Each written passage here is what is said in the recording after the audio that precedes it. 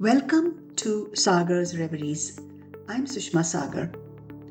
All content on this channel is drawn from my original work. If you are inclined to pause and to reflect on our shared human experience, come walk with me. The journey begins here.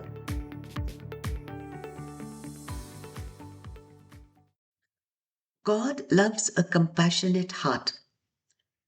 In chapter 16, verse 2 of the Bhagavad Gita, Shri Krishna enumerates the qualities dear to him. Compassion is one of them. Compassion is the spark of divinity in our hearts, and I guess each one of us would agree. Don't we rush to console anyone in grief? Our empathy flows naturally to mitigate suffering in others. We respond in this way because we are aware of our own fragility and the brittle nature of happiness. Whenever and wherever calamity strikes, thousands of helping hands appear on the scene. Money, food, medicines, water, everything we can think of, we provide with alacrity. Doctors and scientists have been known to fly across continents to offer their services. For days, the news channels focus on the tragedy and the exemplary sacrifice of volunteers who risk their lives to save people. All this is truly remarkable. And all this is in perfect accord with God's will. He approves. He is pleased with those who display compassion. However small the gesture, no doubt he notes it down, and we are one step closer to him. Shri Krishna states clearly that compassion is not a weakness, because the heart that feels deeply is also the heart that rises with courage to meet the challenges of life. Our impulse to fortify a fellow human in distress strengthens us to fight our own battles calmly. We are the noblest version of ourselves whenever we act compassionately. The beggar woman. Like a phantom, she appeared in the morning's frosty chill, stinging cold and icy still. A whispered plea upon her tongue, from cracked lips her sorrows wrung. She dropped like an anchor by my side. Last night, baby, my old man died. I used our blanket for a shroud. Her hands she clasped, her head she bowed. I have nothing left to fend the cold. She was old. She was really old. My Christmas groceries seemed to titter, cakes and chocolates, sweet and bitter. My leather bag shook in mirth, mocking at my lack of dearth.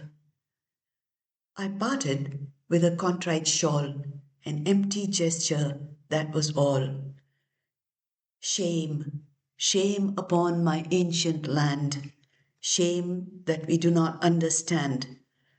No kindly thought for her who wept when Zero truly came and slept in the cavern of her night. Where is the life? Where the light? Dolphin of the skies above, you came and went. We cry for love. The Zeba tree. Out through my window, I can see the emerald spread of the Zeba tree.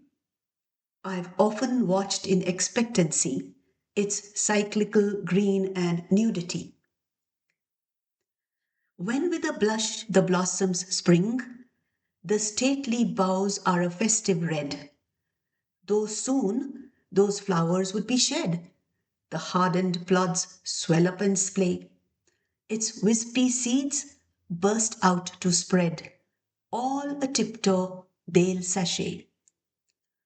or pile in a part of my flower bed. Once the kapok's blown away, the ceiba quickly enrobes again. These are the ways of trees entire. Year on year and season to season, they disrobe and reattire. The glories all a lure so awesome for birds and bees to help increase. What tree would live to have no blossom, perish before it's given birth? Like nameless men, the trees don't cease to believe. My seed shall be my mark that I am or was upon the earth.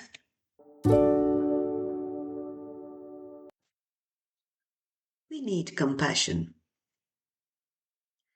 Upon what foundations do we continue to rest our hopes for a happier world when the news brings us stories of unspeakable suffering?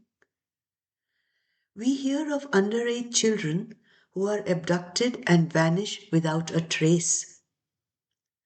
Such realities disturb us deeply. Questions arise. How could this persist unseen or unaddressed for so long? The answers are rarely simple. Wherever power gathers, accountability often falters. And when power loses its moral compass, the vulnerable suffer first. Do children matter? Of course they do.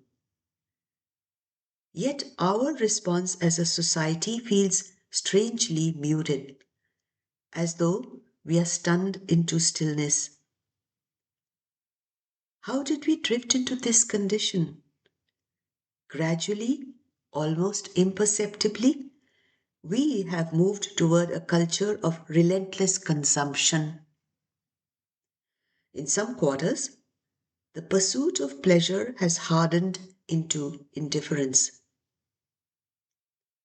With growing affluence across the world has come an endless stream of distraction, and many young minds find themselves unmoored, restless yet without direction. And if we, the older generation, stand aside in quiet horror, wring our hands, and then turn away, can we truly call that compassion? Thank you for staying with me through this episode. If you would like to continue these journeys together, please subscribe.